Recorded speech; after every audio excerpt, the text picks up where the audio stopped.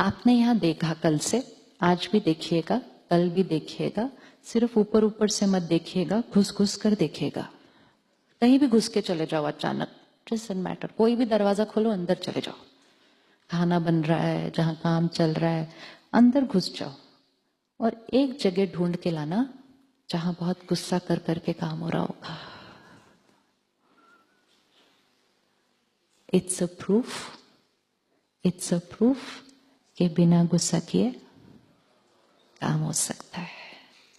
अब जब हम बिना गुस्सा किए काम करेंगे, काम तो होगा ही होगा, लेकिन साथ में क्या होगा? Inner power. अभी क्या हो रहा है? काम करने के लिए और काम करवाने के लिए आंतरिक शक्ति गवाई जा रही है। तो फिर क्या हुआ? काम हो गए, बहुत सारे काम हो गए। इस पिछले 20-30 साल में तो मिरेकल क्रिएट किए हमने बाहर, लेकिन उसको करवाने के लिए जिसने गुस्सा किया, उसने अपनी खुशी और सेहत गवा दी वो कमाने के लिए। तो ऐसी सफलता नहीं चाहिए ना जिसमें 2 चीजें गवाओ और 1 चीज कमाओ। बिजनेसमैन मतलब profit in all aspects.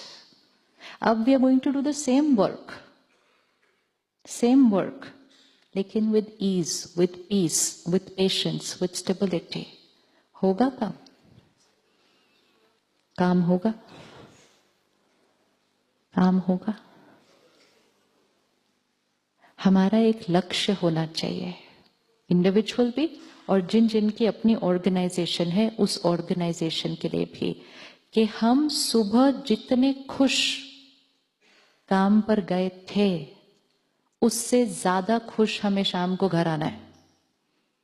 We have to come home happier than what we went in the morning. And जिनकी अपनी ऑर्गेनाइजेशन है उनकी जिम्मेवारी है कि उनको अपने लोगों को शाम को खुश घर भेजना है, क्योंकि जब आप उनको शाम को घर खुश भेजोगे वो खुश परिवार बनाएंगे, और जब उनके परिवार खुश होंगे तो वो अगले दिन सुबह और खुश आएंगे। जब वो अगले दिन सुबह और खुश आएंगे तो वो शाम को और खुश जाएंगे। It is completely 2 opposite ways of living.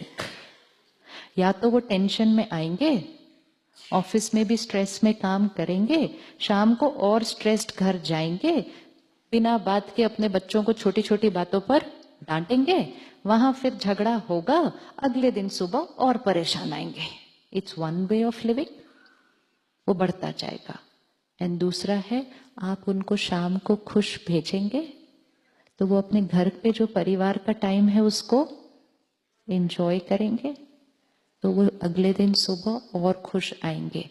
जहां लोग शाम को खुश जाएंगे और अगले दिन सुबह और खुश आएंगे, उस ऑर्गेनाइजेशन की प्रोडक्टिविटी बढ़ जाएगी। जहां हैप्पी लोग होंगे वो कंपनी ज्यादा अच्छा काम करेगी, या जहां स्ट्रेस्ड लोग होंगे? हमें सब आंसर्स पता है, फिर हम क्यों उसका ऑपोजिट जी रहे हैं? That is the call of time to change and be that 1 person who will change it. अपने ऑफिस को एक नो एंगर जोन बनाए जहां कोई किसी को डांट नहीं सकता। मन को समझाएंगे कि इससे प्रोडक्टिविटी बढ़ेगी। बिजनेस कर रहे हैं, बिजनेस का मोटिव क्या है? प्रोडक्टिविटी बढ़ाना। अगर कोई किसी को नहीं गुस्सा करेगा, प्रोडक्टिविटी बढ़ जाएगी। लोग छोड़ेंगे नहीं उस कंपनी को, लोग छोड़ेंगे नहीं उस जगह को। आज तो सारा आधा टाइम तो इसी में जा रहा है, थोड़ा सा बढ़ा, चले गए, फिर नए को लाए, फिर लोग छोड़ेंगे नहीं इस जगह को। कौन रोकेगा? हाँ जी, आदत है, आदत चेंज हो सकती है,